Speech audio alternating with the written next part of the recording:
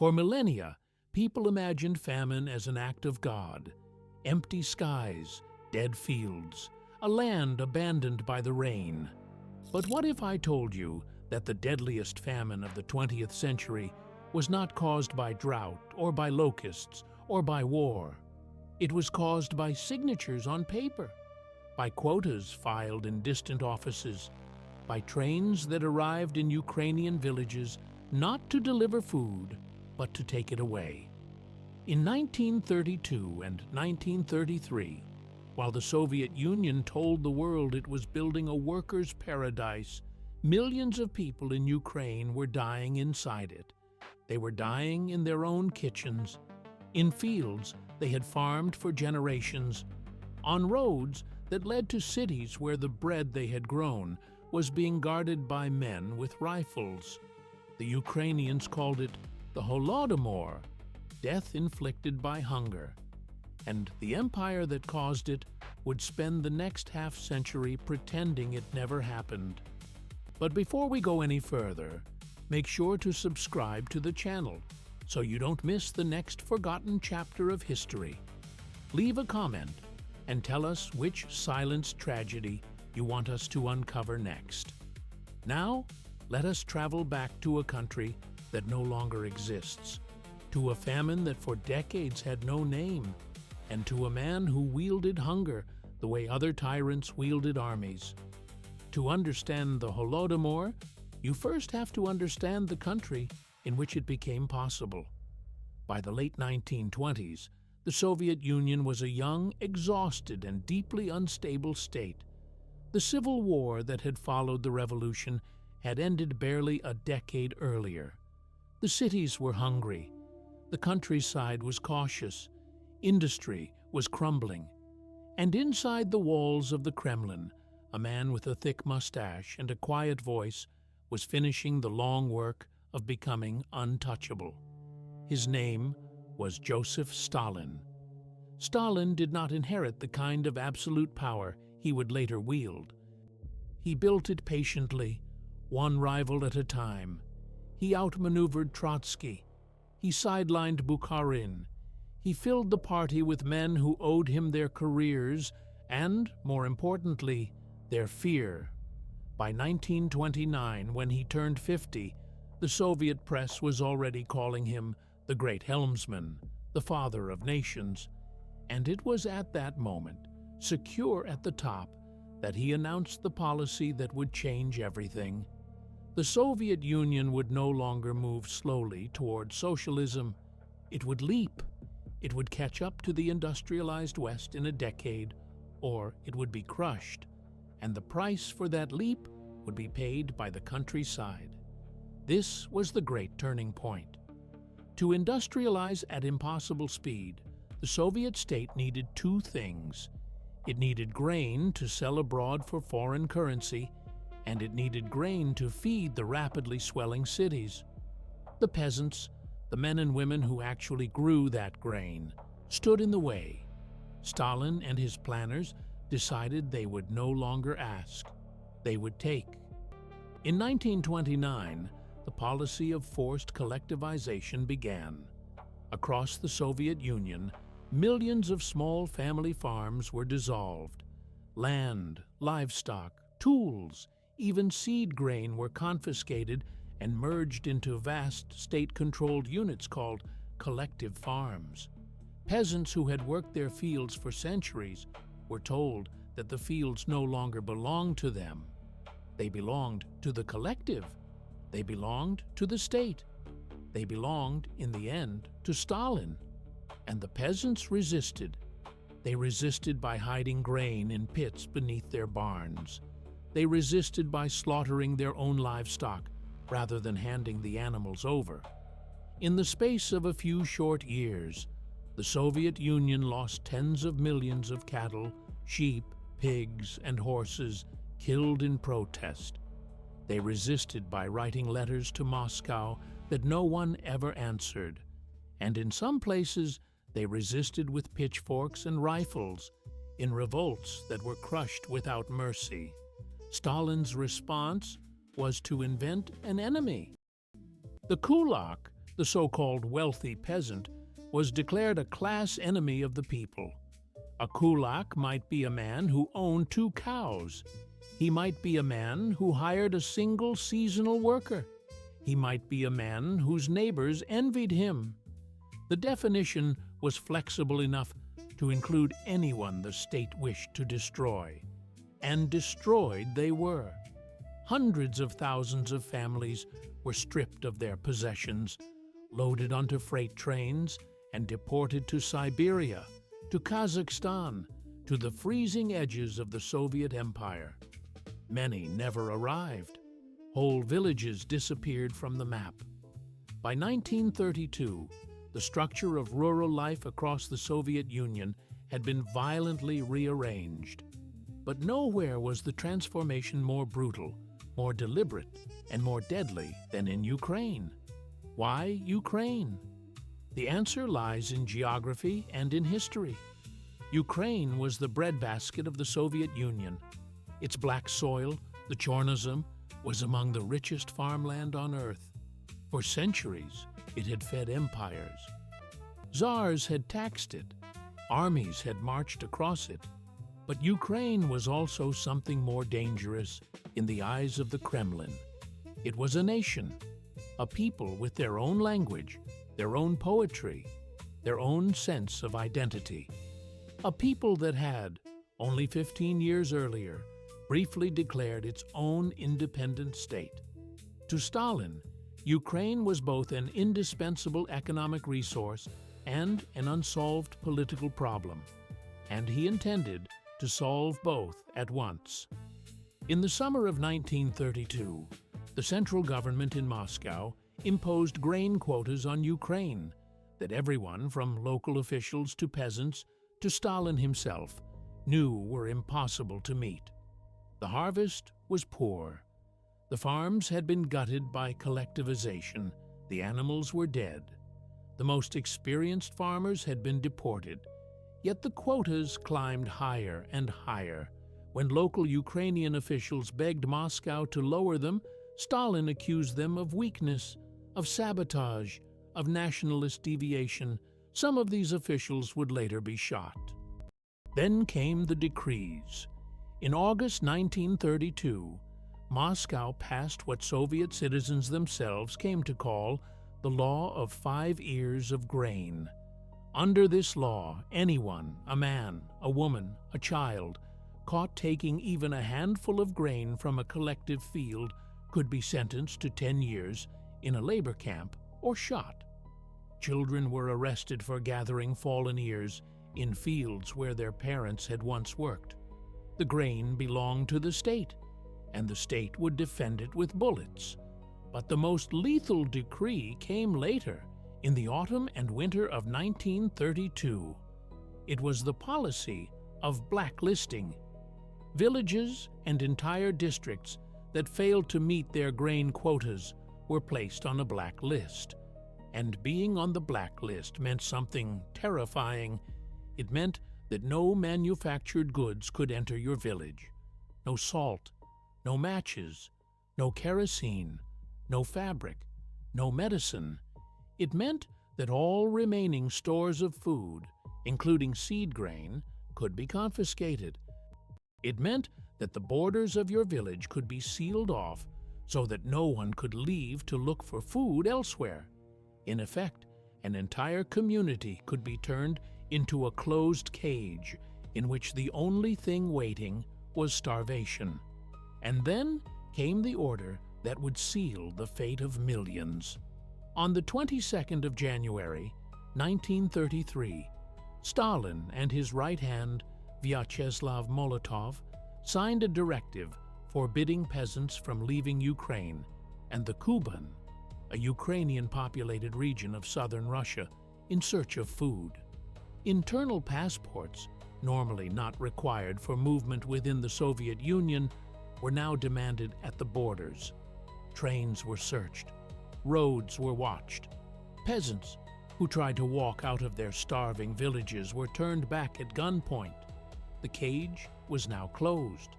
What followed inside that cage was not famine in the way the word is usually understood.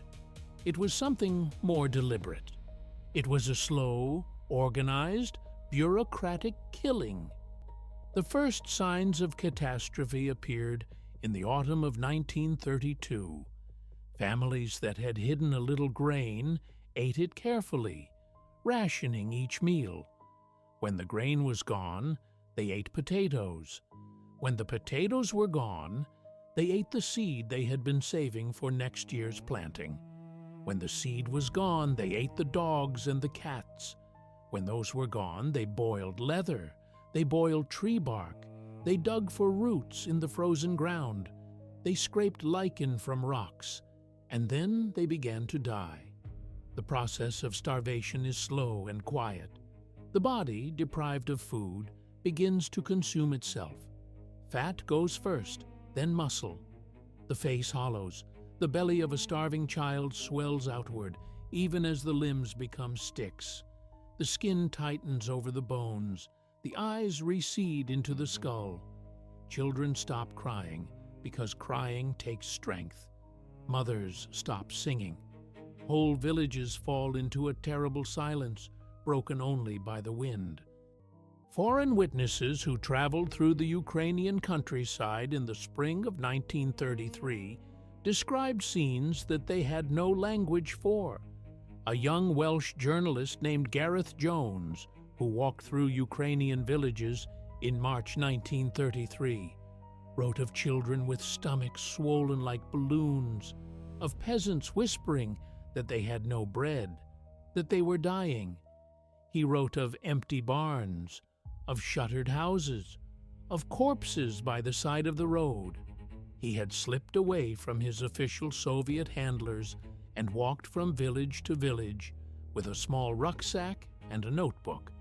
And when he returned to the West and tried to tell the world what he had seen, he was attacked, ridiculed, and discredited because the world, for reasons we will come to, did not want to listen.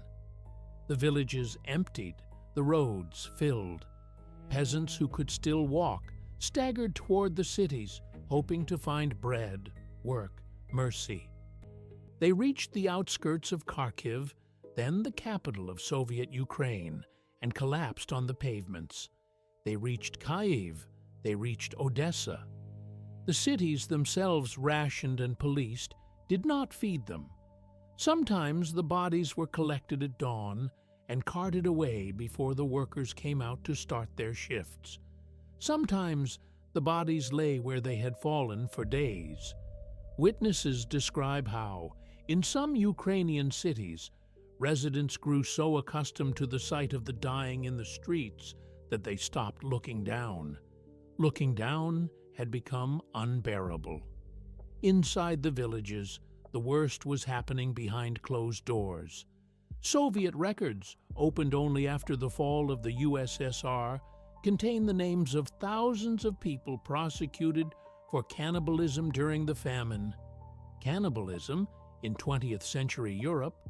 Mothers who, having watched 2 of their children die, killed and ate the third to keep the others alive. Bodies stolen from fresh graves. Children kidnapped from streets. Some of these cases are so disturbing that the documents recording them are still difficult to read today. We do not say this for shock. We say it because it is the truth, and the truth is what those who died deserve. The Holodomor pushed human beings into places no human being should ever be pushed. Estimates of the death toll vary. The most cautious place the figure at 3 to 4 million Ukrainians killed by hunger in 1932 and 1933. Other historians weighing demographic losses, missing births, and the wider Soviet death toll place the number at 5 million, 6 million, even higher.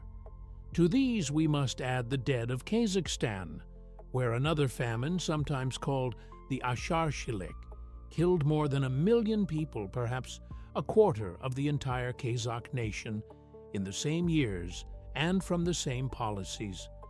The Soviet collectivization famine, taken as a whole, was one of the worst peacetime catastrophes in human history. and almost no one outside the Soviet Union saw it coming because the Soviet Union refused to let them see it. This is where the second crime begins. Not the killing itself, but the silence that was built around it. The Soviet state never admitted that there was a famine. Officially, it did not exist. Newspapers across the country celebrated record harvests. Posters showed smiling peasants with armfuls of golden wheat. Films were made of dancing collective farmers. While in Ukrainian villages the dead lay in their houses for days because there was no one strong enough to bury them, Soviet propaganda sang of abundance. The internal censorship was absolute. The word famine could not be printed. The word starvation could not be spoken on Soviet radio. Even the medical certificates of the dead were doctored. People who had died of hunger were recorded as having died of heart failure, of typhus, of old age.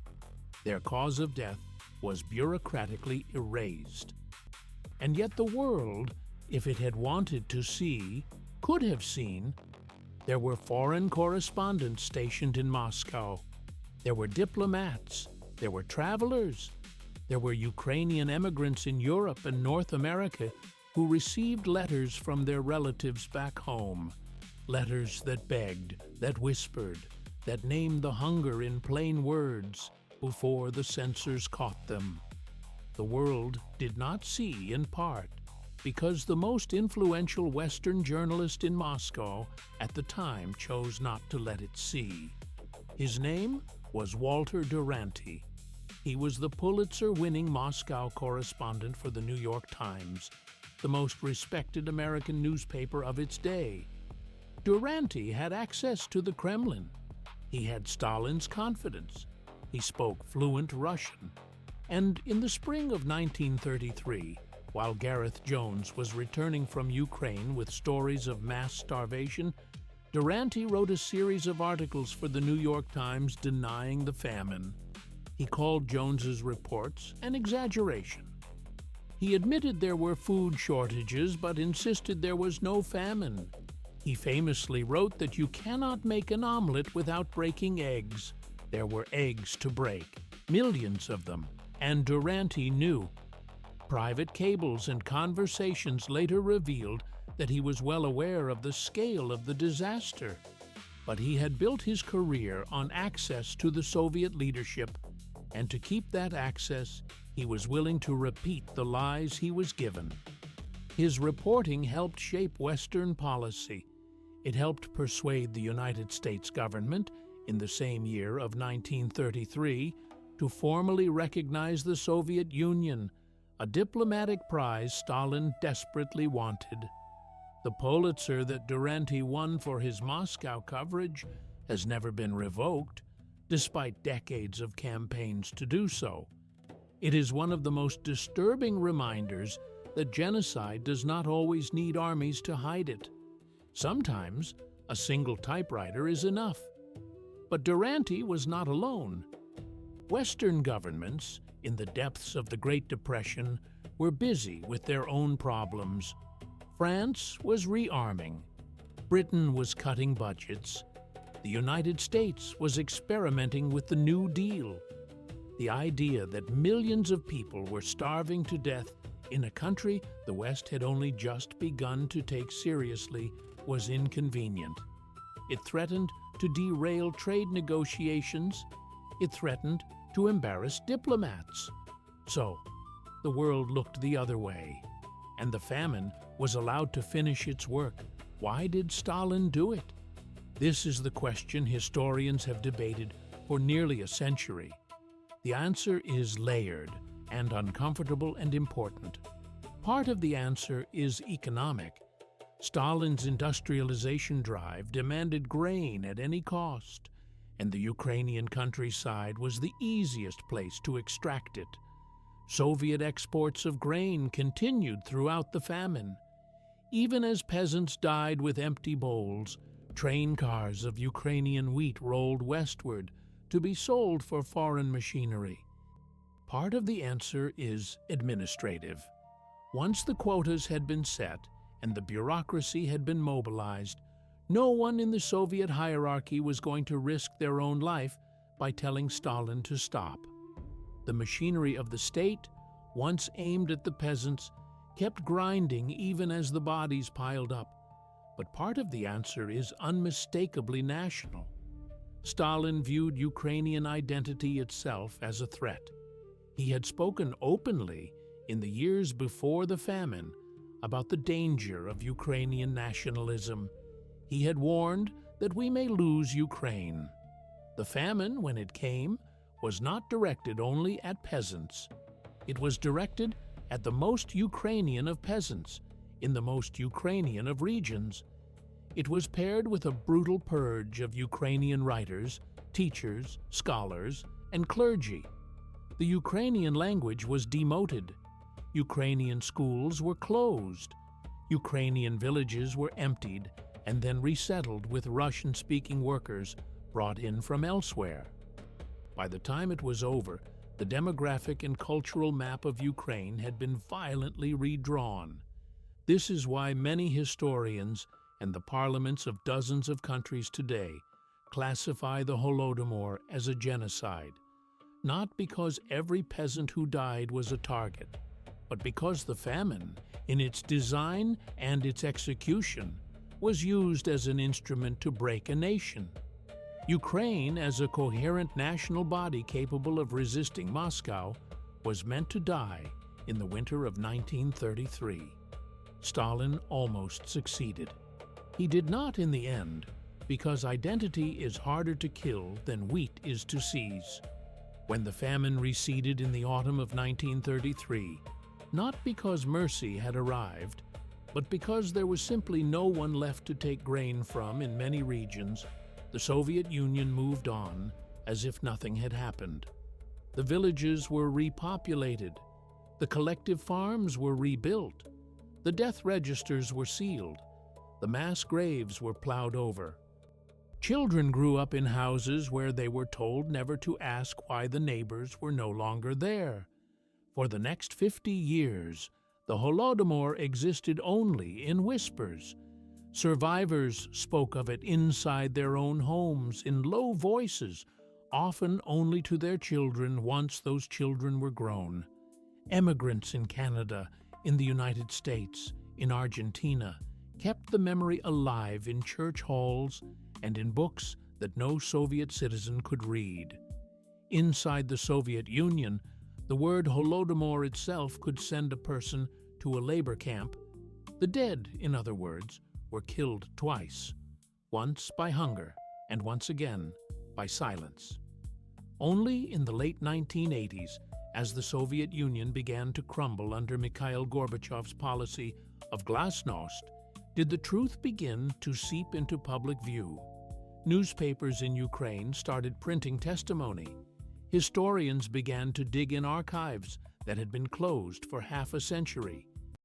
When the Soviet Union finally fell in 1991 and Ukraine became, for the first time in modern history, a fully independent state, the Holodomor became part of national memory. Memorials were built. Survivors gave testimony. School curricula were rewritten.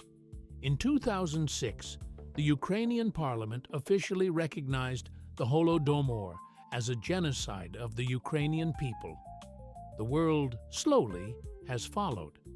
By the 2020s, dozens of countries, including Canada, Germany, the United States, Ireland, and the European Union as a whole, have formally recognized the Holodomor as a genocide. Russia, the legal successor to the Soviet Union, has not. Russia continues to argue that what happened in Ukraine in 1932 and 1933 was a tragic but unintended consequence of difficult policies, a tragedy shared by all Soviet peoples. The argument is partly true and entirely incomplete. Yes, other regions starved. Yes, Kazakhs died in even greater proportions. But what happened in Ukraine had a specific shape, a specific target, and a specific meaning. The denial of that meaning is itself a continuation of the original crime. And here we arrive at the part of the story that should disturb us the most. Because the Holodomor is not merely a tragedy from a vanished empire. It is a warning whose echoes are still active in our world. It is a warning about ideology unmoored from human reality. The Soviet planners who set the quotas for 1932 were not, in their own minds, monsters. They believed they were building the future. They believed peasants who clung to their cows were enemies of progress. They believed the suffering of one generation could be redeemed by the prosperity of the next. They were wrong. They were catastrophically wrong. And the lesson is not that idealism is dangerous. The lesson is that any system that values an abstraction more than the human being standing in front of it will, sooner or later, kill those human beings. It is a warning about the silencing of journalism when Walter Duranty chose access over truth, when foreign editors chose comfortable narratives over uncomfortable ones. The people of Ukraine paid for that choice with their lives. The free press is not a luxury of a free society. It is the alarm bell. When the alarm bell is wrapped in cloth, the fire spreads unseen. It is a warning about the weaponization of food. In every century, hunger has been used as a tool of war, of empire, of control. Stalin did not invent it. The British use of famine in Bengal, which we have explored on this channel, follows a similar logic. The famines used in Ireland, in India, in the Congo, follow a similar logic. The blockades of cities in our own century follow a similar logic. Whenever a government decides that some populations are strategic and others are expendable, the door to atrocity is open. The Holodomor reminds us how widely that door can swing. And finally, it is a warning about memory. The Soviet Union was confident, almost serene, in its belief that it could erase the famine simply by refusing to write it down. For a long time, that confidence seemed justified. Generations of Soviet citizens were taught a version of the 1930s in which there was no famine, only struggle, only progress, only the great push towards socialism. The dead were unwritten. The villages were unmapped.